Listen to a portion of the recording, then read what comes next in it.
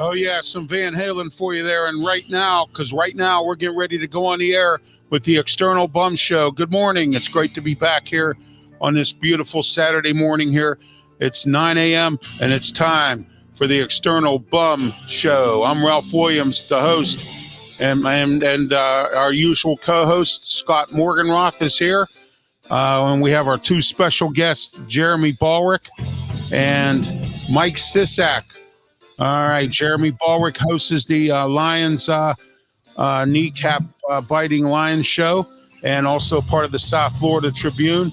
And Mike here is part of Amped Up Sports. He covers Baltimore Ravens, Washington Redskins, and the Pittsburgh Steelers. And Scott Morganroth, of course, from the South Florida Tribune.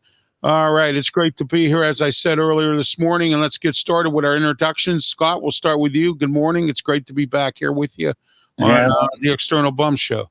Goes both ways, Ralph. It's been an interesting 2 weeks without you, but obviously you got a well-deserved vacation. Me, all I did was run around like a chicken with my head cut off, doing games, going to conventions and whatnot. But, we got our normal Saturday spot, and obviously it's good to be back with you. Seeing Jeremy, long time no see, hardly. And Mike, nice to meet you, pal. All right, this is Mike Sisak from Amped Up Sports. He works with Leo Haggerty. Mike, go ahead and introduce yourself. I'm Mike Simzak. I cover the Baltimore Ravens, the Pittsburgh Steelers, and a host of other things for Amped Up Sports. Done a couple of shows with you before, Ralph, and always a pleasure to talk to you, even if it is very, very early on a Saturday morning. All right, that's great. Jeremy, go ahead with your introduction. Well, as you already mentioned, I work with Scott on the South Florida Tribune. I'm one of his writers. I also am on Inside the Pigskin whenever he needs me, and I host the Fire Up show with Candy, and Ralph is one of our regulars there. So thank also you. my channel, which is Kneecap Biting with the Motor City Lions, where I am now live 9 times a week. So even though he travels a lot, I'm just as busy podcasting. I do a daily show from noon to 1, Monday through Friday, and then 4 shows at night on Mondays, Wednesdays, Fridays, and Sundays. I give you a lot of credit, Jeremy. Once upon a time, I could do that many shows, but right now I'm more than happy with 6, 7 a week. And in terms of what I have to do, I have no complaints. I remember when I was complaining about having to do 5 shows a week, the 2 with you and the 3 I do. All right, gentlemen. All right, I'm Ralph Williams. Those of you who are new to the show watching today, I have my own YouTube channel, Ralph Williams RW Media. I also have several shows. Monday, The Way We See It with me, Ralph Williams, and Bill Canada. Tuesday, 4 to 6 p.m. All these shows are live on YouTube, Facebook, Twitch, and Twitter X platforms. And we're also live on those platforms. We're about to become live on Roku, and also we're going to be on Spotify as well. So that's coming up soon. And we're also going to be on PCTV channel 21, Comcast 47, Verizon Cable in Allegheny County here in the Pittsburgh area, and also on PCTV's Facebook page, and also on my YouTube channel, and also on Facebook as well, my Facebook page. I'm also on LinkedIn. Yeah, I can be seen as well. All right, let's get started with our bum segment here. We'll start off with you, Mike, because you're our guest today. Mike, who's your bum for today? My bum for today is the organizers of the Copa America. I'm a big soccer fan. I don't understand it. I don't know if you know that, but I'm a big soccer fan. And if you were Right. watching after the quarterfinals of the last semifinal in between Colombia and Venezuela, I'm sorry, Colombia and Uruguay, there was a fight between the Colombian fans and some of the Uruguayan players because the organizers decided that they were going to put the fans, family, and friends of the Uruguayan national team next to a section of the stadium holding all of the most hardcore Colombian fans. How you decide this is a good idea, I don't know. So my bum for the day is the idiots who decided to segment the stadium that way. All right, Jeremy Ballrick. My bum, unfortunately, it isn't a lion, it isn't a tiger, a red wing, or a piston. It's actually a Chicago Bear. It's Caleb Williams. He comes out Monday on NFL Network after refusing to sign his rookie contract so far and tells Mike Florio, I know my worth, with a set rookie salary cap for the position he was drafted in. What does he want? How is he going to get more money? It's set. The NFLPA agreed to it, so I don't think he has the leg to stand on. All right, Scott. I'm going Kawhi Leonard. Really? It took you this time to go ahead and back out of the Olympics? Really? I mean, come on. I mean, we all knew that you haven't played a full season in 9 million years to begin with. Now you're telling us that you need to get ready for the season? I don't think so, pal. You know, I mean, it's probably the worst kept secret on the planet, but now we find out. Now I'm happy for Derek White as a replacement who gets a well-deserved opportunity. But come on, Kawhi, really?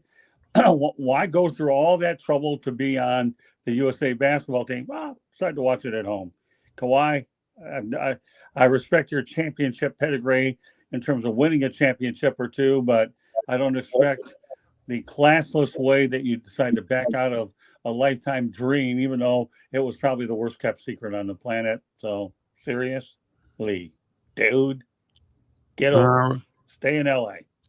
All right, guys. My bum today is Raul Mondesi, former baseball player who decided to embezzle money. He's been sitting around on home detention or a house arrest or whatever it is, and now they're going to put him in prison for another 6 years. Raul Mondesi was busted embezzling money. I don't know why you, with all the money you have, unless you gambled it or did something with it, why you would do something as stupid as embezzle money. But that's what he did because he probably thought he could get away with it. And I just added a second bum today. The owner of the Pittsburgh Pirates, Bob Nutting. You know something, Bob? Keep your mouth shut because it's better off the last couple of years when you were quiet because you're like our president. You keep sticking your foot in your mouth every time you say something. And you stuck your foot in your mouth about a week ago or 2 weeks ago when you came on to the media and you said that, it's not my fault, it's management's fault. No, it is your fault because you're so cheap that when you pinched a penny, Lincoln's head came out of it. So, Bob Nutting, you too are my bum today. So I have two bums today on the show here. All right, guys, we're going to get started with our topics. First, we're going to start off with the death of Monty Kiffin. I know, Scott, you've been around the guy probably a little bit more than all of us or at all. Tell us a little bit about Monty Kiffin in your eyes. I mean, he had a cup of coffee at Florida Atlantic, and I didn't cover the Buccaneers, but I can tell you right now, the guy was a 13-year defensive coordinator for the Buccaneers. The only thing I wonder about, and I haven't been able to find it, but I hope the Tampa Bay Buccaneers have him in the Ring of Honor. And I know they got rid of John Gruden because of all of his ridiculous activity, as it's well documented. Now, if the Buccaneers don't have Monty Kiffin in their Ring of Honor, they need to do it. I did work with Lane Kiffin, and obviously that's when Monty was down. So, rest in peace, Monty. I mean, geez, what you contributed to the game of football, both collegiately for the short stint at North Carolina State, as well as realize that defense actually matters in the NFL. Monty Kiffin to me is a legend, and who knows if he'll ever get in the Hall of Fame as an assistant coach. But mark my word, you know what? This guy here is an icon, and I know he died peacefully, and that's the way we should all go anyways. But rest in peace, Monty. You went out on top. Jeremy Ballrick. Well, like you said, 13 years as defensive coordinator of the Tampa Bay Buccaneers. That's where I heard of him from. and plus his son is coaching right now, Lane Kiffin. Right. He's a legend. I mean, look at what he did with that defense.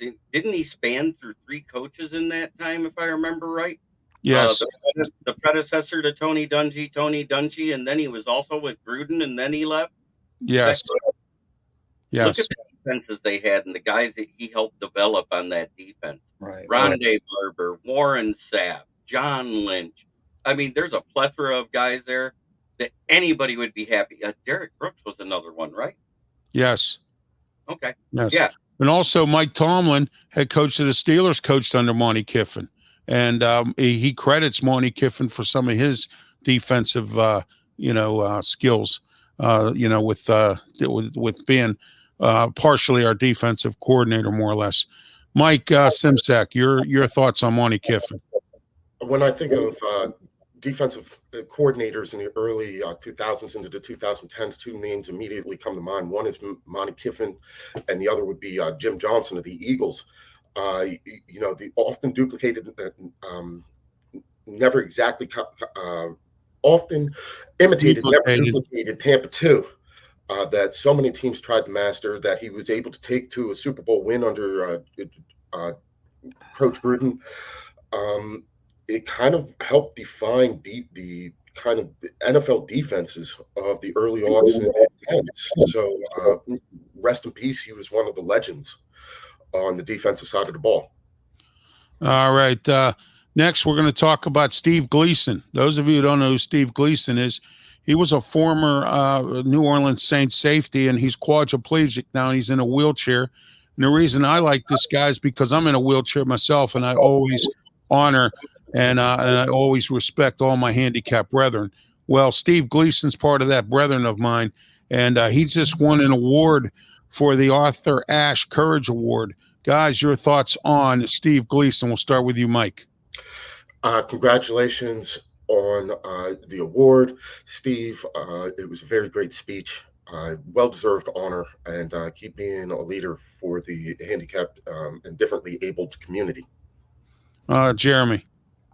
And let's not forget, he also was he was a good safety. He was never great. He was just good. One of those upper middle level of the road guys. But it's a shame that what happened to him happened. But he is a leader, a mentor of anybody that's dealt with any type of disability. And the fact he won that award, it speaks volumes to the character of the man he is. All right, Scott. Well, many years ago, actually, I had an opportunity to interview Arthur Ashe. And at a time when I thought a lot of tennis players were a bunch of arrogant individuals, but Arthur was much different. I never cared for tennis players then. Maybe if I ever got interested in the sport, I might. But keeping it on Steve Gleason, here's another thing, okay? I don't think much about ESPN or anything connected with it. The ESPYs is all well and good, but for him to win an award for that, more power to him. The biggest thing I'm really impressed with Steve Gleason is he was diagnosed with ALS in 2011. The man's still living. I mean, that disease gets you usually within 3 or 4 or 5 years. And this guy, to me, if there's a stronger individual than Steve Gleason who can handle this debilitating disease and has a foundation for it, more power to him. We know in a matter of weeks that Steve McMichael is going to be inducted into the Hall of Fame. And, here's another warrior as well, but at least he's getting in the Hall of Fame. We don't know whether Steve Gleason will ever get to that because, like Jeremy says, he's a good player. But the fact is he's a great, great individual that's doing his best to bring awareness to ALS. And as much as cancer and a lot of other diseases get more attention, I think ALS should get way more than it's getting. So more power to Steve, and you're an inspiration to all. Okay, guys. Next, we're going to talk about the suspension of Cam Sutton. We all heard about that. The Steelers signed him. They signed him to a 1-year contract, and they suspected that this was going to be a suspension of approximately 8 games, and that it is. We're going to start with you, Scott. Your thoughts on Cam Sutton?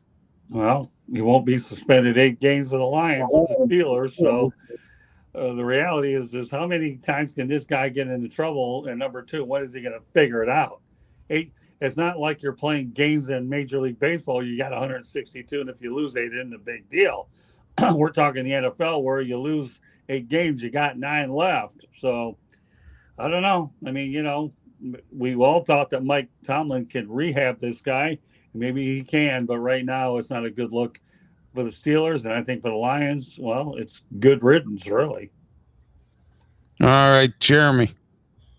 Well, it's a couple of things. The charges did get reduced. Whether she tried to drop the charges and the DA still filing whatever, he was released after 24 hours.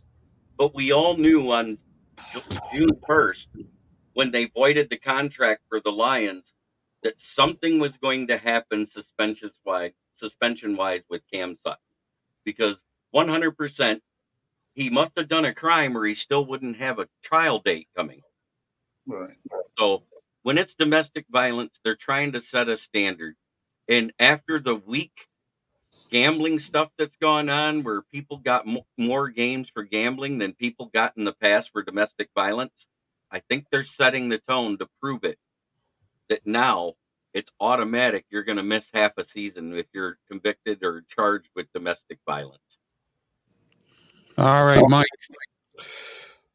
I was a little bit surprised that anybody picked him up so quickly, given the nature of the charges, the nature of the allegations. The Steelers can fall back on the fact that they've had him on the team before. Mike Tomlin would say he at least knows the player. A lot of the commentary surrounding his suspension down in the Baltimore, D.C. area was, could you imagine if the Commanders had done that and how they would be lambasted for that exact activity? I find it hard to sympathize with him. He's lucky that he has a contract, so I would go take my suspension, keep my mouth shut, keep my head low, and hope that I can get back on the field. All right, guys. We have some comments. We have some comments here in the comments section here. Let me see here if I got this new mouse I'm working with here, and it's a little bit of a giving me a little bit of fits here. All right, there we go. All right. It says, good morning, everyone. What's the topic? We've been talking about, we just talked about the death of Monty Kiffin, and we talked about Steve Gleason, and we just got done talking about Cam Sutton. But thank you, Brent, for participating. All right, let's see what we got here. Brent again says, Cam Sutton is a villain, because I'm trying to get this up here, and it's there we go. All right, and then Brent also says that, let's see what else we got going on here. All right. Nope. Come on. Here we go. Nope. All right. Anyway. Oh, there we go. It says Pittsburgh's getting Cam for almost nothing. That's probably why they don't care. Well, no, they do care. They gave Michael Vick an opportunity when Michael Vick was involved in dogfighting right after he got done with that. So the Steelers are willing to give you an opportunity, but if you blow it, the Steelers will cut you in a minute. So, I mean, I think the Steelers knew this was low risk. They need somebody in the defensive backfield, because right now we're sort of kind of here and there. We just got rid of Patrick Peterson. We don't know exactly who our starters are going to be quite yet. And we've got some rookies. We got some guys that we brought in through some trades. So, Cam Sutton being down for 8 games, that really doesn't really bother the Steelers that much. We have enough depth. And I think for the price we got him for, it's a bargain. And he can come back after 8 games and give us, give us games and some time. Well, Ralph, let me add this as well. How did Le'Veon Bell and how did Antonio Brown work out when they left Pittsburgh? Not very good. Nothing. They've done nothing. Well, Le'Veon Bell's been boxing, and Antonio Brown's a jerk. But that's my point. They weren't the same players when they left Pittsburgh. Right. There must, as much as at times you can become a critic of Mike Tomlin, and there's no way you can deny it unless I'm really going deaf, Ralph. Okay, there's something about the Tomlin guy who knows how to keep some of these problem children under control until he can't do it anymore. Then they go on the streets. Maybe it wasn't so bad after all. Oh, yeah, absolutely. Yeah, Mike Tomlin lately hasn't been too bad with some of these problem childs. He's tried, the Steelers give you an opportunity, but it's the bottom line is you got to take that opportunity. Again, the opportunity that you're given, you got to take that opportunity. And what you have to do is you have to run with it. And if you don't run with it after this opportunity, Cam Sutton, then you're not going to get another one, because I don't see any other team signing them. Okay. And that's the bottom line. And if you fail with the Steelers, you fail with the league. And that's the way I look at that. Well, I agree with you there. There's no question about that, Ralph. That's right. That's an exclamation point. Agree, right, Jeremy? We know what exclamation points are about. Yeah. It's just the Steelers will give you an opportunity. The Rooney family's like that. I mean, again, look at Michael Vick. Nobody would sign Michael Vick, and they gave him an opportunity when he was involved in that dogfighting incident. And I think, you have one opportunity in the world, and that's with the Steelers. All right. I don't know about that, Ralph. Didn't Michael Vick land with the Philadelphia Eagles, if I remember right? Yeah, he was with the Eagles. I mean, Tony Dungy orchestrated that whole decision, right? Yeah, exactly. Well, Guys land in other places like Deontay Johnson. He was just traded, and here in Pittsburgh, we call him Dropson because he drops too many passes. Don't get off topic. You just talked about Michael Vick. Stay with this for a minite. Okay. He landed employment in Pennsylvania. It's not Western Pennsylvania. The Phillies, the ones that boo Santa Claus. But you had Tony Dungy who orchestrated that whole thing, and it worked out pretty well. So, you talk about topics that go full circle, right? Yeah. Yeah, I'm sorry. One had to go full circle, where we talk about Tony Dungy and Monty Kiffin. Well, we got Tony Dungy with Michael Vick. So Tony Dungy was a mentor for Michael Vick, took him under his wing, and he landed in Pennsylvania. Yeah, because if I remember right, wasn't he on Inside the NFL with Tony Dungy in the off season that year? Just before got to know him. Exactly. Then he realized he could work with him and try to develop him. Tony Dungy's not stupid. If he doesn't think he can work with him, he's not waste. But Michael Vick did show remorse during that whole thing, and he's actually been a good citizen since. And people can be rehabbed. They really can, if you have the right leadership and guidance. And Michael Vick was. Hello, buddy. All right. Yeah, it says hello, buddy there, and that's he also says hello, JB, and so there we are. And Buddy says hi to Brent, and they're going back and forth on the chat line. So there we are. They must be friends of Jeremy's. They're from my group. I shared to my YouTube anything I'm on. Scott knows that. Oh, well, I appreciate that, Jeremy. Thank you, because then they end up watching my shows. I didn't think that they were friends of Joshua Dorr, because otherwise they'd be a lot more vicious than that. Well, we're on another show, so they tend to be a little bit more polite when we're talking on other shows. But yes, you think? You think? Well, Rick, you haven't learned nothing from me yet.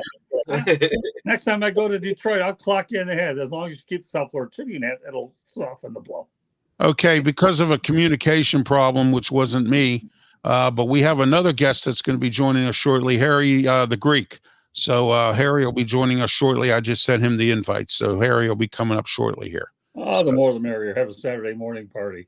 I already had my pastrami sandwich on a bagel with cream cheese, lox cream cheese, lox bread. It was all right. Oh, yeah. Right nearby corporate headquarters. All right. Next, we're going to talk about the Major League All-Star Game, Major League Baseball. Paul Skeens has been named the starting pitcher for the game. You guys, your thoughts on Major League Baseball's All-Star Game? Start with you, Mike. As somebody who actually enjoys the All-Star Game and has great memories of watching the All-Star Game with my father and stuff like, do we really still care? We're past the era when this was the only time that we got the opportunity to see the best in the NL play the best in the AL. With interleague play, we see this all the time. Now, it's still a great exhibition. I'm really, really happy for Paul Skeens, I think, being named the starter. Would have liked to have seen him get a few more innings past the seventh with that no-hitter that he had going in that last start. Well-deserved honors for a bunch of the Philadelphia Phillies. But I think they have 3/4 of their starting infield, a couple of pitchers, the Philly Fanatic, the Hot Dogs, everybody from Philly's making the All-Star team this year. Oddly enough, there's only 3 Yankees. Apparently, the fan base in New York forgot to vote, but we've seen that before. The Nationals have CJ Abrams going. I guess he's going because somebody has to.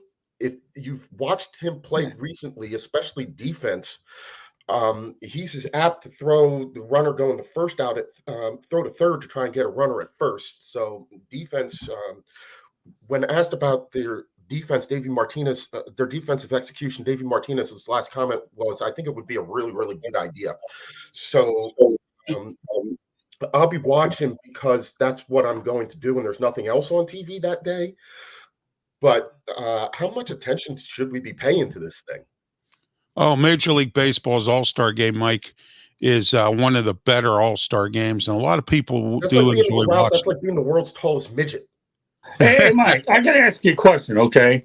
Do you think they're going to send enough Philly cheesesteaks down to Texas so they don't have to eat that Southwest barbecue?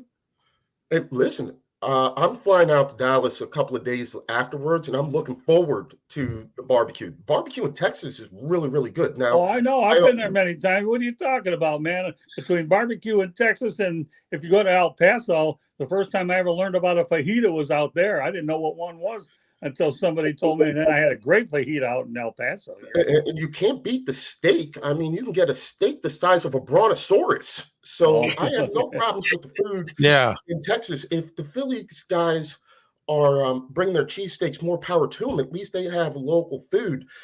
If anybody on this panel can name the delicacy that Washington, D.C. is known for, please raise their hand, because I've lived down here for 10 years and I still don't know what it is. Also, Mike, let me ask you a question. You ever been to Amarillo, Texas before? I'm going to go with no. And Okay, if I ever find myself in Amarillo, Texas, the first thing I'm going to look up is, why am I in Amarillo, Texas? Well, I'll give you a reason why, now that you're talking to me here, brother. And we got to stay in touch after the show is up. If you go to Amarillo, Texas, you got to go to that place called the Big Texan. The Big Texan has been there forever, right off the interstate. And they'll even give you a 60, 64-ounce steak if you want to go out there and turn yourself into Haystacks Calhoun once upon a time a la wrestling. And I'm a big fan of Black's Barbecue in New Braunfels, Texas. Do me a favor, Mike. This is your homework assignment for whatever the hell it is. Go on Google and look for the Big Texan in Amarillo, Texas. And if you won't find a better steakhouse there, well, I'll shave off my head. Then again, I prefer not to. Not that there's a whole lot there anyways. That's Mike, what there is to shave off. Big Texan, Mike. We'll do Mike, Washington, D.C. has they're famous for mumbo sauce, half smoked sausages, and Peruvian chicken. Okay, Peruvian chicken is on the road. Mumbo sauce is debatable. I will give you the half smoke, but the problem with the half smoke is nobody actually knows exactly what it is. Again, if you really, really, really want to get technical, I'm gonna let you all in on a secret. Ben's Chili Bowl, which is famous for the half smoke, and a well-known restaurant down here, they actually make their half smokes in Baltimore. All right, Jeremy, your thoughts on the Major League Baseball All-Star Game? I was going to say, I know the one thing they don't serve in Washington, D.C., and that's humble pie, because none of the congressmen or senators have it. But anyways, the baseball All-Star Game, it is one of the better All-Star Games. But, you know, what's that saying that Dan Campbell said on Hard Knocks a couple of years ago? You can spit shine a turd, but it's still a turd. That's what All-Star Games are anymore. It's more pomp and circumstance than it is substance. Now, Paul Skeens starting for the National League, that means American League for a minimum of 3 innings. Good luck getting ahead. Oh, yeah, absolutely. I'm anxious to see what Paul Skeens is going to do against this talent, okay? Paul Skeens has seen some good talent pitching for the Pirates, but he hasn't seen all-star talent, the size of what he's going to see, in this game. That's what I'm going to look at. Unfortunately for me, my Sports Corner show is 4 to 6 p.m., so I can watch the All-Star Game and not compete with it. So that's going to be a good thing for Tuesday. Scott, your thoughts, Major League Baseball All-Star Game? Well, number one, I've covered one, which is pretty neat. I enjoy the activity, just talking to a lot of the players, before. But you know what? When you look at all the All-Star games, put them in perspective. I actually went to a Pro Bowl many years ago. So to me, it wasn't the greatest, but I did go. In fact, Jerry Green said I would go to that game for nothing. Everybody knows about Jerry Green. But I said, well, they're both in Miami, why not? And Jerry and I are good friends, God rest his soul. Number two, the NBA All-Star Game is an absolute travesty. Okay, and I'll leave it at that. And then what do you have? You got the NHL's not bad. The MLB All-Star Game is a really good game. They actually treat it like it's an event. And the only thing that would be nice to me, other than having Paul Skeens, would be Tarek Skubal of the Detroit Tigers as the opposing starting pitcher, who, by the way, pitched 6 quality innings in a no decision against the LA Dodgers yesterday. So for all of us people that want to see great pitching, Tarek Skubal and Paul Skeens, Detroit, Pittsburgh would be an ideal way to set this bad boy up. Oh, yeah. All right. We were joined by Harry the Greek here. We had a little bit of a communication problem, but now we got it settled. Harry, welcome to the program. Mike Simsack from Amped Up Sports above you there. Above you there, Jeremy Balrick from the South Florida Tribune.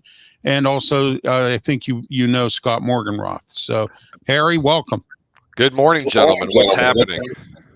All right. Hey, Harry, give us your bum for today. We'll get your bum, and then we'll get back to our topics. The bum for today? The bum is me. That's who the bum is. The bum is going to be me today. I'm not doing anything. How does that sound? Or are we talking sports related here, guys? Yes, exactly. We're talking sports related, but you can do that because my bum a few weeks back was Nathan's hot dog for what they did to Joey Chestnut. So, and Leo's already come on with some stuff. Leo's the bum. Leo, you had to have your substitute come on because you couldn't make it today. I hope you're catching this, guys. Yes. Gentlemen, how are you doing today? Oh, I'm doing real good.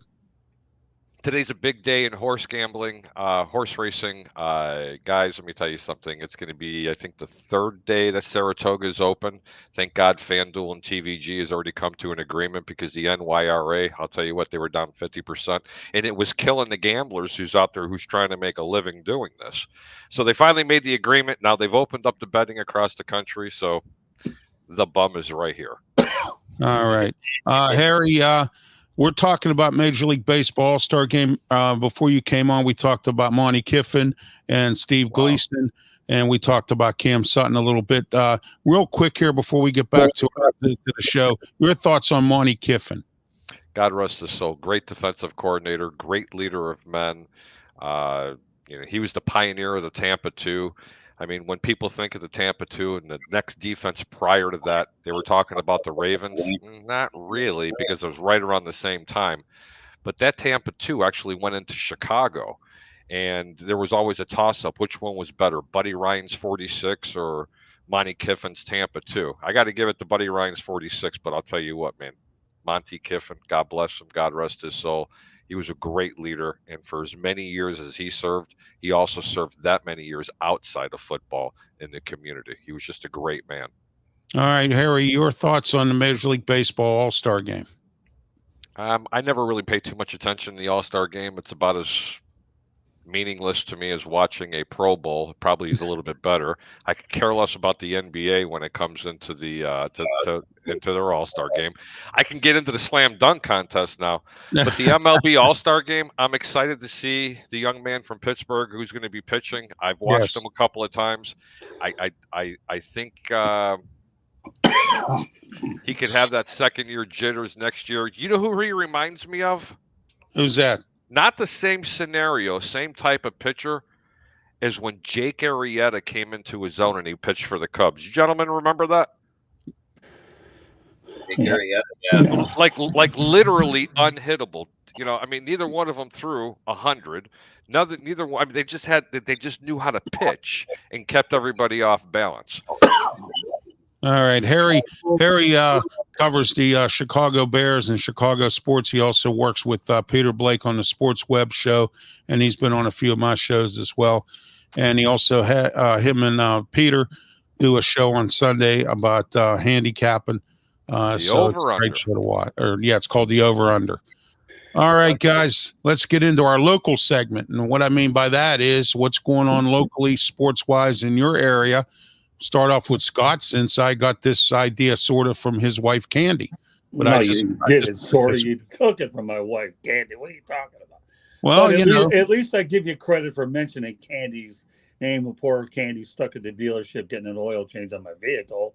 But the only really thing I can say locally is this, okay? Why Tua Tagovailoa should have had some sort of contract signed, except the fact you're not going to get the money that you want.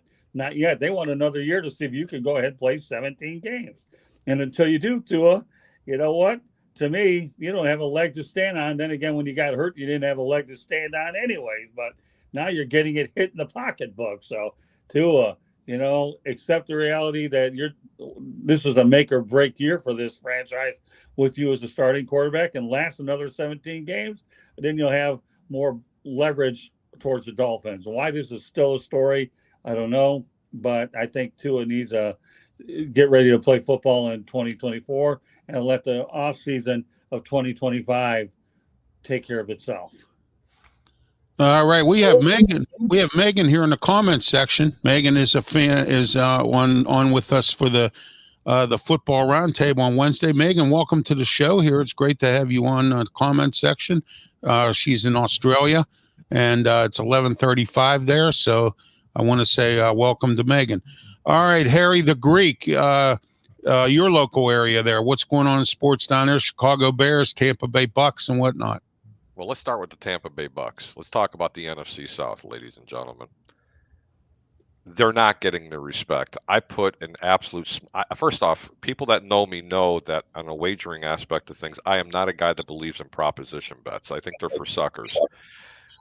But when you've had a team year in and year out either win convincingly or get lucky to win, either way, they have won the NFC South 3-4 times in a row. I'm a little bit off base here, but when you're getting almost 4.5, 5 to 1 on your money for this team to win the NFC South, with the uncertainty of what's going on in Carolina, New Orleans is in shambles. And guys, I got a little secret for you. Atlanta don't know who they're going to play at quarterback. Okay. But now in Tampa, you've signed Baker Mayfield, who was on a prove-it deal, and they stole him for the X amount of dollars that they gave him. They re-signed literally every player that they have. The defense is just as good, and they solidified that offensive line. Watch out. That might be a nice bet for you. Now, let's talk about something really interesting. The Chicago Bears. Wow, are they a bottom dweller anymore? Watch out, NFC North. This is the first time that a number 1 overall pick, I implore any of you guys out there to tell me, name one first round pick that was a quarterback that was taken that's moving into a situation like this young man has. The 3 stud wide receivers, 2 Pro Bowl tight ends, a Pro Bowl running back, and a revamped offensive line. What does he got to do? Just hand the ball off a couple times and hit a couple of play action passes. And needless to say, one of the better secondaries in the league and a solid linebacking core. I'd love to talk about that for a second.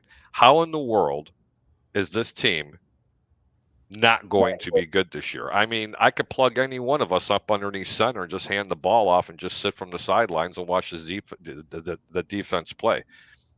Anybody want to debate it? This could be a cellar dweller to top of the division in 1 year.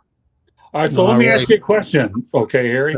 If that's Sure. the case, you make all these points for the Bears. Would you say that this is a make or break year for Matt Eberflus?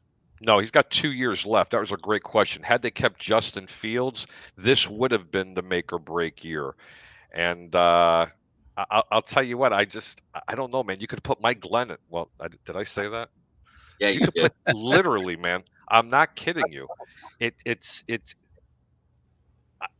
I can't remember ever when a team was this loaded and you're bringing in a rookie quarterback to take care of this, who has, and believe me, I know he hasn't taken a snap in football.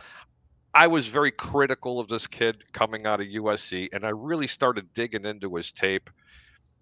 He looks like the real deal. But as far as Matt Eberflus, he's got 2 years. Well, just because a guy has 2 years on his contract doesn't mean you got to keep him. NFL owners I give him 2 years. Okay, well, then let me ask you a follow-up. Jeremy knows exactly where I'm going with this, okay? How much do you trust DeAndre Swift? You know what? DeAndre Swift's not going to be asked to take the whole load. You got to remember, they drafted Roshan Johnson last year. He's going to require 30% of the snaps. And has anybody forgotten about a guy that's been toting the rock at 4 yards a carry? His name was Khalil Herbert. They brought in DeAndre Swift. Don't be surprised you see him as a third down specialist. Well, I think that's about all he's good for, because this guy's got more mileage on him than a 1974 Pinto where you blow up anyways. And that's why you've got the other two running backs in Roshan Johnson and Khalil Herbert. Well, I think they're set you set up up real that well, way. don't I, pal? I set you up real well for that comeback, man. I've only been in this business 44 years, and you fell right into what I expected. Good stuff, Greek. This is a Motor City Madmouth, just so you know. Oh, no. I'm so sorry that Detroit. And if anybody caught my podcast on CBS Sports Radio, got to tell you, they were asking me, hey, Greek, they said, of all the teams, and don't be a homer, and I left the Bears out of it, of all the teams that you think that could ascend from one of the worst teams up, I gave them a couple that was cool. And he says, who do you think is going to have a declining year? And I gave 3 of them. And 2 of the 3, it's probably going to come to fruition. Buffalo, Frisco, Detroit. And the reason why I'm saying Detroit is your best quarterback's on the bench. And I couldn't believe that they signed him to that kind of money. And that defense, of course they're going to draft all those DBs. You see what's going on in the NFC North?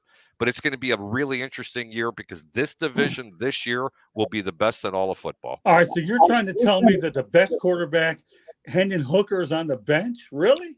Yes, sir. You have not. Let me tell you something. That quarterback right there, you give him 1 year in that system with that coaching staff, that running game, those tight ends, and those wide receivers, and that mobility and that arm. Are you seriously, man? If anybody wants to dispute that, please.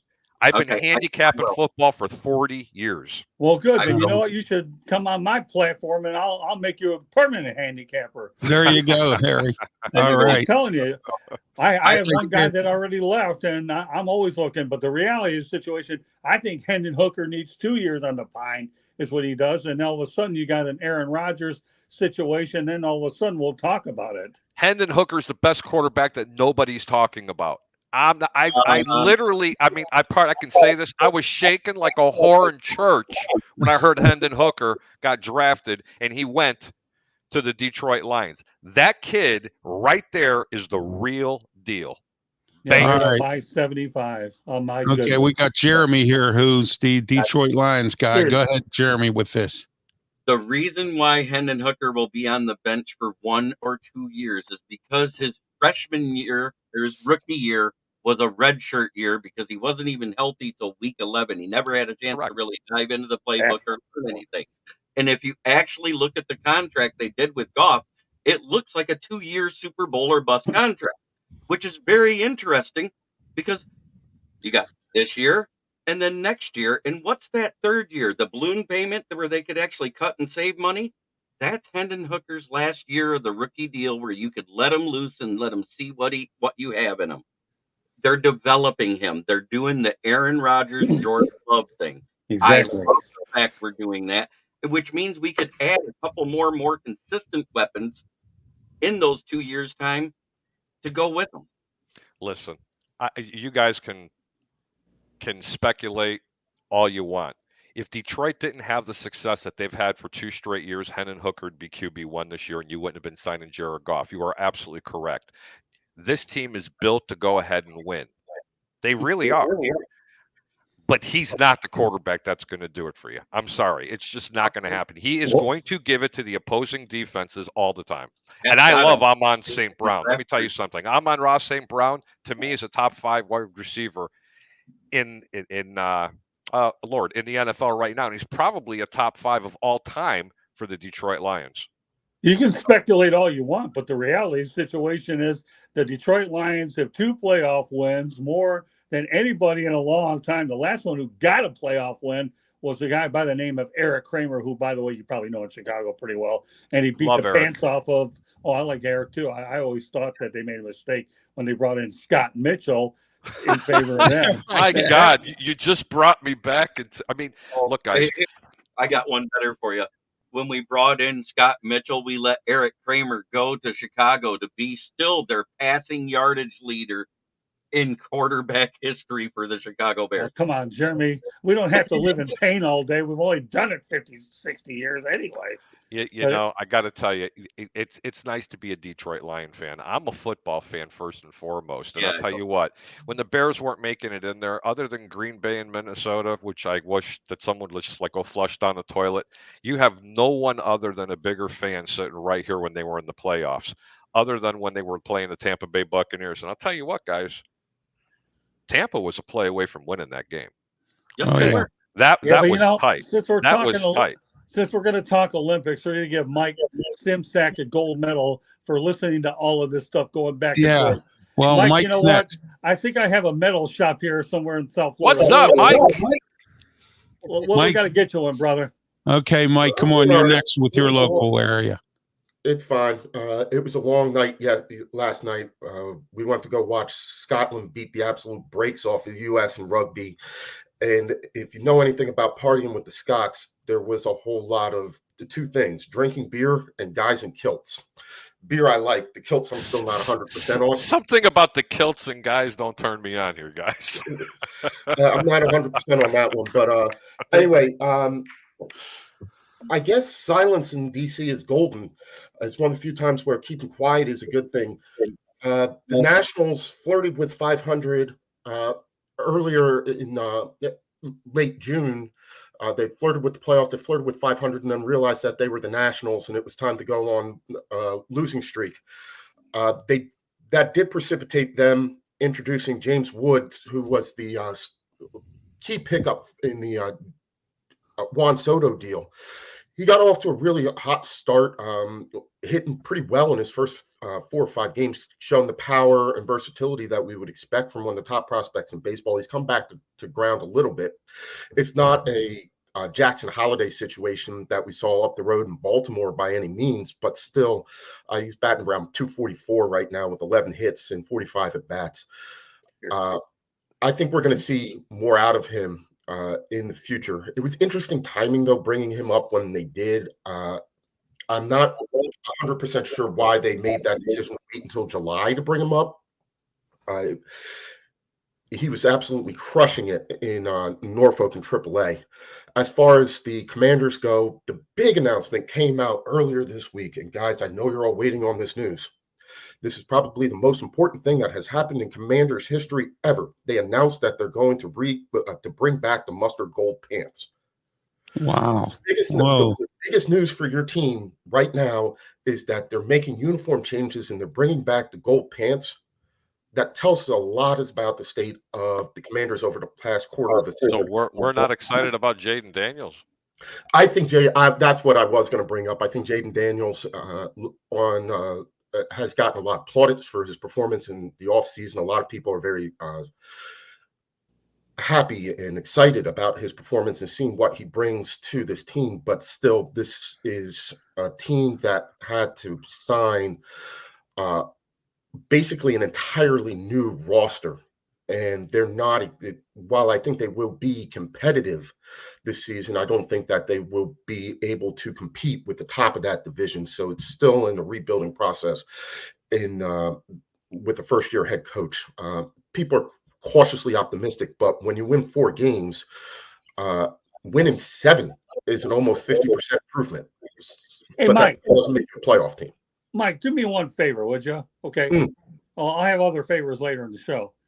Just say it. They're bringing back the Redskins, for crying out loud. If they're bringing back those pants, you know Did you say the R R word? No, word? they're not, they have, the ownership group has already said that that's not going to happen. We can put that to bed. I understand that the Commanders is probably the least inspiring name out of that they could have come up with, and the fact that it took them 2 years and tens of millions of dollars of research to come up with the Washington Commanders tells you a lot about the ownership under Dan Snyder. But we rest assured they are not going back to the Commanders. I would like to see them go personally. I would like to see them go to the Washington Team of Football. That way, every time they put the initials up on the screen, it would say WTF. Yeah. Yes. What I the? said that already. right. No, but did he actually? Did I hear? Mike, I don't did think my they're- ears play games with me, or did I hear Hey, someone Mike, say the R then- word? They're not being straight with you. The Redskins isn't a matter of if, it's a matter of when. Josh Harris has more credibility than Dan Snyder could in 2,000 lifetimes. But follow the money. It has nothing to do with Josh Harris. The NFL doesn't want that trademark fight. They don't want to do that. I know that it's popular. It's extremely popular down here. People will talk about the fact I'm not a Commanders fan. I'm a Redskins fan. My dear wife was Three times. One of her first outfits was a Redskins onesie. I have no problem saying war. Yes. There. All right. But that name is not coming back. Good. Okay. All right. We're Jeremy, go ahead with canceled. yours. Well, I'm about ready to buy a billboard to put up on top of LCA and tell Chris Ilitch to come up off the money because he's hamstringing both of his GMs. Number one, the one with the Red Wings and Steve Yzerman, which is why they can't bring in a lot of top talent. They've got money available and they should be spending it, and they're not. And the other one is Scott Harris. We can all say what we want, and they can say, yeah, we're in it to build this team and do that and the other. But when you guys are sitting on $20 and $30 million in cap space and you're not spending it, that means Chris Ilitch says, my pocketbook ain't spending it. That's fair. All right, Jeremy. Okay, guys, we're going to go to some of the comments here. Megan's been lighting it up here a little bit with some stuff here about the Seahawks. We can talk a little bit about them in a few moments. But first, I want to get to my co-host on The Way We See It, Bill Canetta, says hello to everybody. He's joined us on the show here in his comments. And Megan, about the Seahawks, I think Mike McDonald has some work to do. He's replacing Pete Carroll, who's still on the team as some kind of an assistant to the assistant in the movie theater or whatever he's doing. And but anyway, Mike McDonald. We'll see what he does with Seattle. He has Geno Smith at quarterback, and we're going to find out what happens there. He's a defensive mind, so obviously it's going to be a defensive type of a team. And let's see what goes on there with Seattle. All right, now I forgot to get to some sponsors here. Mata Heating and Air Conditioning is our studio sponsor. 724-201-0500. That's Mata Heating and Air Conditioning. Give them a call today. If your air conditioner's on a bum, you better give them a call because they're no bums. They are some great people at Mata Heating and Air Conditioning. Ask for Bill. Tell them Ralph Williams sent you. Also, we have two new sponsors, Alex's Flowers in Morningside section of Pittsburgh. Give Alex a call.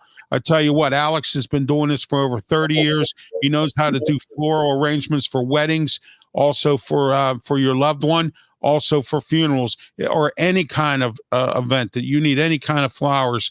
Give Alex a call today, 412-661-6071. Alex's Flowers. Robin Campbell Insurance, Farmers and Bristol West. Look, this guy came to my house and I've been with him for a long time. He came to my house and showed me everything. He didn't talk to me on the phone. He came to my house. That is what the commitment is to insurance. So call Robin today, 412-366-3399, Robin Campbell Insurance. All right, guys, let's get into some closing topics as we're getting ready to close up the show. Let's start with you, Scott. Closing topic for you or whatever you want to talk about. Open call. Well,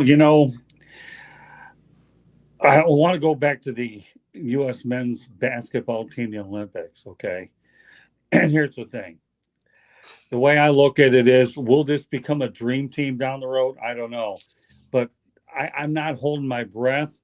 But I'm going to tell you right now, to me, okay, I'm glad that Steve Kerr has an opportunity to go ahead and coach in this game. He's done just about everything that you can do in the game. And I met Steve many years ago with the Bulls, and he's done an unbelievable job with Golden State managing the Eagles. So, Steve, I'm really pulling for you to pull this off. I think that once you win an Olympic gold medal as a coach, you will have done everything that there is to go out there and accomplish basketball. More power to you, Steve.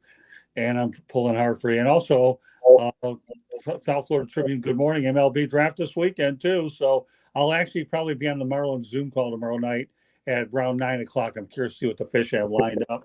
And that'll be a good prelude for 108 Stitches baseball talk on Monday night. All right, that's great. And we also have Major League Baseball draft coming up this week. Thank you from from the South Florida Tribune, Scott Morganroth and his group there. All right, Buddy says, great you're seeing the Bears can finally beat Green Bay. That's Buddy there. Okay, Jeremy, you're next. Closing thoughts today for you. Mine is about these Detroit Lions that everybody thinks that is going to regress, because it's not just the Greek down there that said it. I have heard it from different pundits across the league. But if you actually look, Vegas doesn't think so. And Vegas is right 90% of the time. They gave us the same over-under as last year of 10.5 wins. And with a better secondary, because we had the 29th passing defense last year, and we managed to get to the NFC Championship game with a horrible passing defense. We upgraded every position in that secondary. So I don't know how anybody can say that we're not going to at least get to the playoffs and possibly still win the division, because until somebody knocks them off, I heard the guy that wins the division is Kings of the North, because that's what I heard every year when we weren't winning it. So until you knock us off, we wear the crown. All right. I really enjoyed the basement last season there, Harry. All right, Jeremy. Corey says here real quick, the man, the myth, the legend, Smoking Jeremy B is everywhere. All right. In our town here, we have Action News. They say they're everywhere. So, there you are. All right, Mike, your closing thoughts. To be young again. Quincy Wilson, who's a 16-year-old from Potomac, Maryland, which is right down the road from me, is set to become the youngest male track Olympian when he runs in the 4x400. I know a couple of his teachers in high school. They say he's a really good kid, a really hard worker. I just can't imagine what we're going to be seeing from this kid who was finished 6th in the field in 400 at just 16 years old. He's kind of a slight kid, kind of a small kid. So imagine what he's going to be like as he starts to grow, fills out. We could be looking at the future of American distance, middle distance running. But I've also talked to some guys who said he might get bigger and they might bump him down to the 2. He could be a Michael Johnson type. We could see somebody do something that nobody has really done ever in the Olympics in the future, and he could run both the 4 and the 800, which has never been, nobody's ever medaled in both of those. So I'm really excited to see him run. Congratulations. I wish that I was when I was 16, I can't remember what I was doing, but I know it was going to Paris to run in the 4x400 relay. All right, Harry, your closing thoughts. First of all, I'd love to respond to how the Detroit Lions are not supposed to regress this year. If the Bears were that bad this year, if it wasn't for 2 lucky breaks, Detroit would have lost 2 games against that lonely team down there in Chicago. But a W is a W. Don't worry. The top of that mountain, it's a lot quicker to come down than it is to get up. The 2 best teams in that division are Chicago and Detroit. People don't know it. Do I think they can win 10.5 games this year or more? Yes, I just don't see it happening. There's a lot of holes on that defense still. That pass rush still hasn't been the best. But you know what I do want to talk about? I want to talk about people's safety. I want to talk about people just enjoying life itself. And you know what? Get out to the horse track. Go have some fun. And you know what? It's all about family. Much love. Thank you so much for having me on, Ralph. Oh, you're welcome, Harry. Sorry about the lateness there. So, but anyway. No, it's good. It's my bad. It's been kind of crazy down here. You know how it goes. Oh, I know. So, exactly. Harry, where are you out of right now? Are you in Tampa? No. I'm west of Tampa on the coast. I'm north of St. Pete, south of Clearwater. I'm in a town called Seminole. I know about Seminole. I live in Florida too. So you as well. Whereabouts are you, sir? Fort Lauderdale. Oh, you're on the East Coast. Just out of curiosity, what we call the East Coast of Florida, guys? Yeah, the Atlantic side. No. New York City with palm trees. Yeah, Manhattan. And the east side is Illinois, Michigan with palm trees. That's true. I call it Manhattan South, just so you know. I still have a place in the Chicagoland area as well, and I have a lot of family up there as well. But I reside here for many, many, many years. Love Florida. Yeah, I'm a USF graduate, just so you know. Are you? I used to live in Brandon, just outside of Tampa, on the opposite side, on the east side. I used to visit a place called Madden's Lounge on the River there to do karaoke back in the day. I actually heard about that. I was in Brandon yesterday. It's where our corporate offices are at. All And right. am I saying that the Bears can finally beat Green Bay? Buddy, I think everybody can beat Green Bay. What a fluke year that was. And I really hope that Jordan Love stands up nice front and center, okay? Because he's All right. gonna be like a golf tee shot. And Scott has his book here. Scott, promote your book. Lessons from the microphone, tuning into the enduring wisdom of visionary leaders. I've been in the business for 44 years. Talk about old school versus new school media. I've got a lot of great stories that everybody can learn a little bit about. So you can get it on Amazon, Kindle.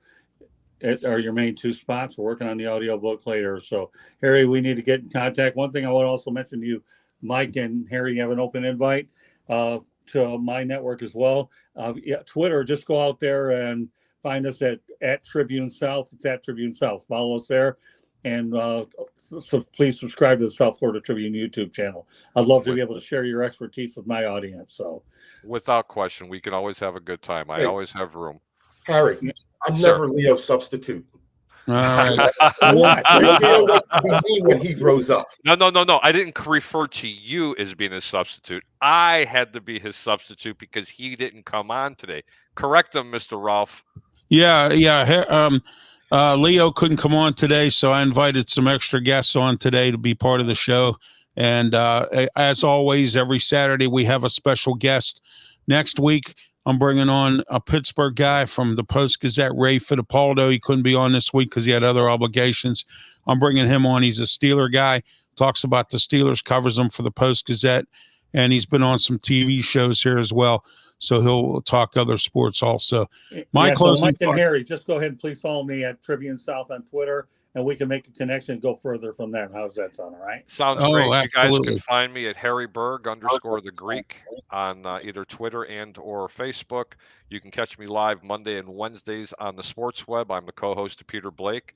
And coming up during football season, we have a show that might be, and I'll go ahead and let the cat out of the bag. I should be dealing with FanDuel very closely one-on-one, but we do have a show on all three sports, on all three networks, as well as ESPN Chicago Radio. What's your Twitter information again? Oh, Lord. I don't even follow Twitter that much. It's Harry Berg or Harry the Greek. Hold on. Look at that, Ralph. I don't have many followers on there. I don't do much with it. It's at Harry_the Greek. I really, really rarely do anything on X at this time. All right. Okay, Mike, your closing or your closing or your information. I'm sorry, Mike. Go ahead with your information. I don't have it. I don't have any. I try to keep it as low key as possible for a variety of reasons. Anyway, you can get me on Amped Up Sports. I'm also the co-host of the Too Many Guys Soccer Show, which you can find on YouTube and your multiple podcast platforms. Okay, great. Jeremy Ballrick. I had a question for the gentleman. I didn't realize that you were following soccer. Are you a Premier League guy? I mean, do you follow that, or? If they play, yes, I follow the Premier League, La Liga, internationals, anything that you want. I personally, I mean, when I am turning it on, it's not my favorite sport in the world, but I do find it intriguing. But I'm a huge Chelsea fan. Everybody makes mistakes in their life. I understand. I understand. I don't know where Jeremy went. Jeremy, you still there? Probably in the bathroom for all I know. Okay. All right. My closing thoughts are today, it's great to see Paul Skeens and something that the Pittsburgh Pirates can look forward to as far as baseball with the Pirates, because there hasn't been anything relevant for a while. So it's great to see Paul Skeens representing the Pirates in the Major League All-Star game and being the starting pitcher. Steelers, on the other hand, get ready to start training camp. We have Russell Wilson, Justin Fields. What are they going to do? I don't know. There's people around here they're going to Super Bowl this year, and there's some people that think we're going to be 9-8 like we always are. But we're going to find out. Russell Wilson, I don't think we're going to be 9-8 with him at the helm of quarterback, or Justin Fields on the other hand. We now have offensive coordinator Arthur Smith, who once was with the Tennessee Titans and coached the Atlanta Falcons. And also, as far as our hockey goes, Kyle Dubas is still trying to clean up Ron Hextall's big mess. And we're going to find out what the Penguins are going to do with Sidney. They need to re-sign Sidney Crosby. I think Crosby's been in the league 18 years. I think he's going to sign a short-term contract, play his 20 years, and I think he's going to go after his 20th season. But we're the Penguins, Mike Sullivan. Let's start getting back into our playoff mode, Stanley Cup mode, and Kyle Dubas is the guy to fix it as well. As far as soccer goes, the Pittsburgh Riverhounds haven't had a great year this year in the USL. They just signed a Major League Soccer goalie, and he hasn't done all that great. But I will say this about the Riverhounds: despite the fact that they haven't won too many games, they have been in every game. They've only lost by 1, maybe 2 points, a tie here, a tie there. There hasn't been any blowouts. So that's the good news as far as the Riverhounds go. They played tonight as well. Jeremy, your closing information, and I'll give mine. Well, America has created quite a few sports, one of them being football. And our tackle football team for World Play and our flag football team for World Play has lost to the same country now twice. The first time was the flag football team losing 42-17. What an abysmal performance. And then the tackle football team loses 42-24. Not quite as abysmal, but still slightly above dog turd. I can't believe we're losing to other countries with a sport we created. Okay, Jeremy, give us your information so everyone knows how to get a hold of you and watch your shows. Oh, that information. Sorry about that. Kneecap Biting with the Motor City Lions. That's where I go live 9 times a week. Like I said, every Monday through Friday at noon to 1. Monday, Wednesday, Friday, and Sundays at 9 p.m. On Tuesdays and Thursdays, I'm on the South Florida Tribune channel with the Inside the Pigskin whenever Scott needs me, and the Fire Up channel that I host with Candy, and Ralph is one of our regulars as well. You can find me on Facebook, Instagram, Twitter. All right, I'm on Facebook, YouTube, Twitch, and Twitter. I'm also on LinkedIn, and I'm also on Tumblr, and I have my own YouTube channel, Ralph Williams RW Media. Check out all my shows on there, archive versions. Sports Corner hit 60 views from 2 weeks ago. That's our highest viewership in between shows in a long time, and we beat our 55. Now we're up to 60, and I'm hoping we can get up to 100 real soon here as well. Tuesdays 4 to 6 p.m. I have Coach G coming on this week to talk about the New Orleans Saints, and he works with Leo Haggerty. He's coming on, and I also have a wrestler, Vic Braun. He's an independent wrestler. He wrestles around Western Pennsylvania. I have him coming on for the wrestling segment, and I'm working on a couple other guests as well. I'm working on getting Gannon University's football coach on here as part of my small college circle here in Western Pennsylvania, and also Smoking Jim and I will be talking about college conferences. Last week we covered, or 2 weeks ago, we covered the MAC conference. This week we're going to cover the AAC, and then we're going to move on. Don't forget July 30th, our college football summit. Somebody from West Virginia, somebody from Penn State, and somebody from Pitt will be on to talk about all 3 teams. And then July 23rd, Steelers special. For my first guest will be Ray Fittipaldo from the Post-Gazette, and we're going to talk about the Steelers as it's the day before training camp. And so that's what's going on Sports Corner every Tuesday, 4 to 6 p.m. Ralph Williams, Smoking Jim Frazier. And please don't forget 9 a.m. every Saturday for all you sports folks who want to get up early. 9 a.m. Saturday, please get up early. Me, Ralph Williams, Scott Morganroth, Leo Haggerty, and special guests that we bring on here as well. I'm Ralph Williams for Scott Morganroth, Jeremy Ballridge, Mike Simsack, and for Harry the Greek. Everyone have yourself a great Saturday, and we'll see you next Saturday, 9 a.m. sharp, right here, YouTube, Facebook, Twitch, and Twitter X platforms. Be safe.